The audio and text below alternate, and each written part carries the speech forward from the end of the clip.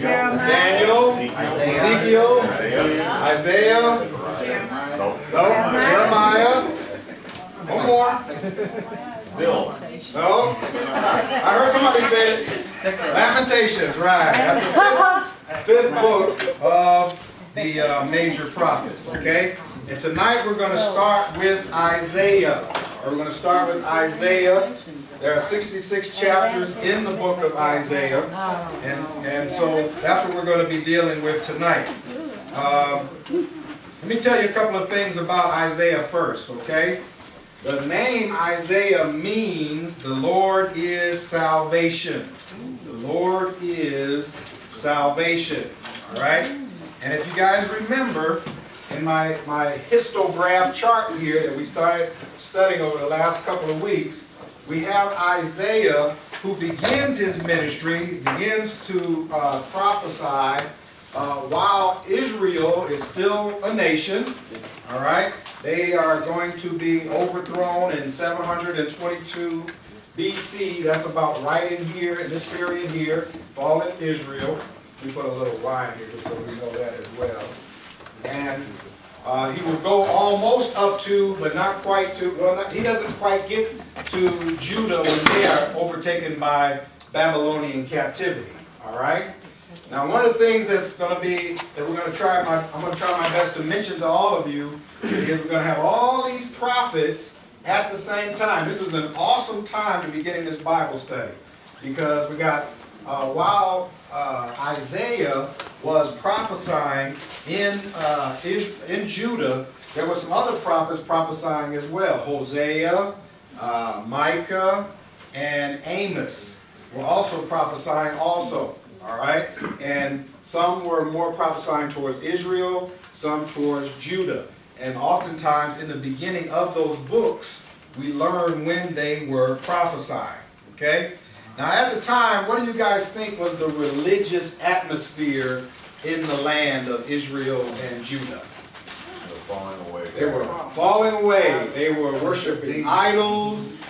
They weren't going to the temple to worship. They made their own places to worship. The high places they were called. Whatever they was convenient for them, that's what they did. And they didn't just worship God, Jehovah God. They were worshiping the gods of all the other lands around them. Okay? And from time to time, a king would come in and try to reinstitute or to restore the law of God. And if they were successful, which most of them weren't or didn't even try, it only lasted for as long as that king was alive. Okay? Matter of fact, we get to that period in time of Josiah where they actually find the book of the law in the temple. It's in the temple and they were not even using it. Okay? Now one of the things I want you to know is that Isaiah has a favorite designation for God. And that is the Lord of hosts. And he uses that 62 times in the book of Isaiah. All right? He also has a favorite term that he uses 25 times, and that's the Holy One of Israel. All right? Now, if you remember, the sort of pet name that Isaiah is always referred to is the what prophet?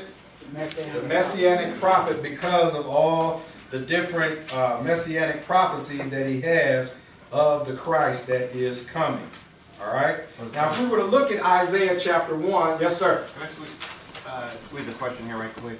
When the prophets were prophesying, did they prophesy in an open forum, or how did they go about with it? In every form.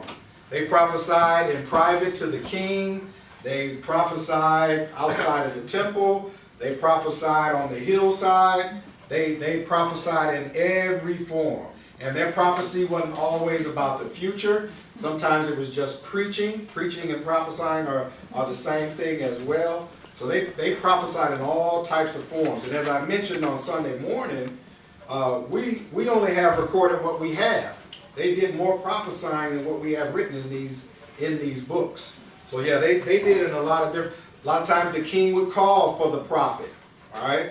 A lot of times the Bible doesn't name what prophet was called for. But when Hezekiah was king and he called for the prophet, that was Isaiah he called for. Okay?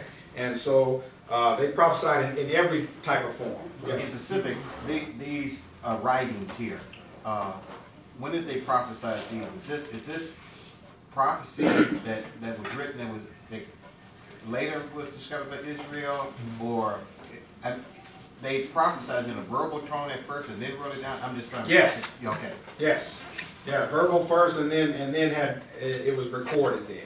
Okay, because the prophets had assistants that followed along with them. So if they prophesied something, that assistant then would write these things down as the prophet told them to. Okay, record this. Okay, Gene. God directly spoke to the prophets. Directly spoke to them, or they were used by the Spirit to prophesy. The Spirit directed them on how to speak, how to prophesy. But there were times when God told Isaiah to tell Yes. somebody in particular, or Yes. all the people in particular. And do you think that all of those quotes are in the book? No, No. no, they're not. There are much more things that God did and God's people did that we do not have written down. But what God told him specifically to say, do you think? That we have all of those? Yeah. No. I believe there are times that God spoke to Isaiah to have Isaiah do something, and yet those things were not recorded. Okay? And if you guys remember, just because we have these 17 books of prophets, major prophets 5, minor prophets 12, does not mean that we even have all the prophets. Because remember the classification I shared with you Sunday morning?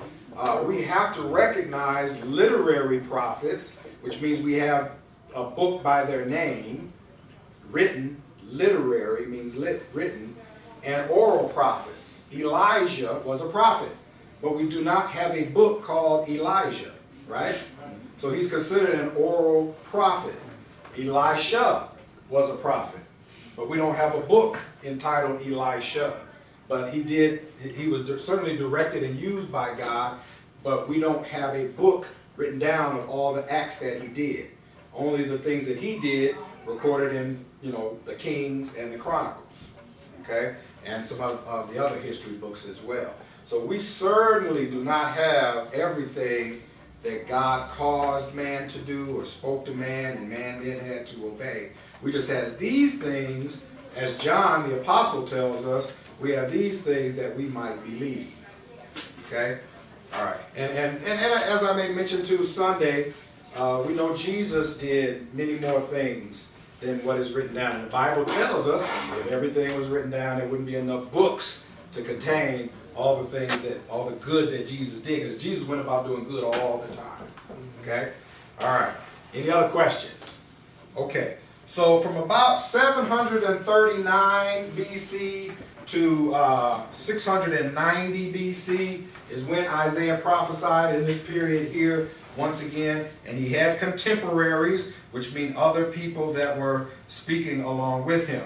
And also remember, he's an Assyrian period type of prophet. So he's prophesying during the time that Assyria, which is this big green area here, is a major world power.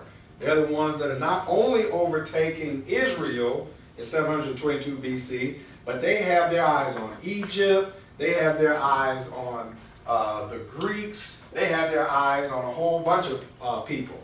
They're just overtaking lands, all right?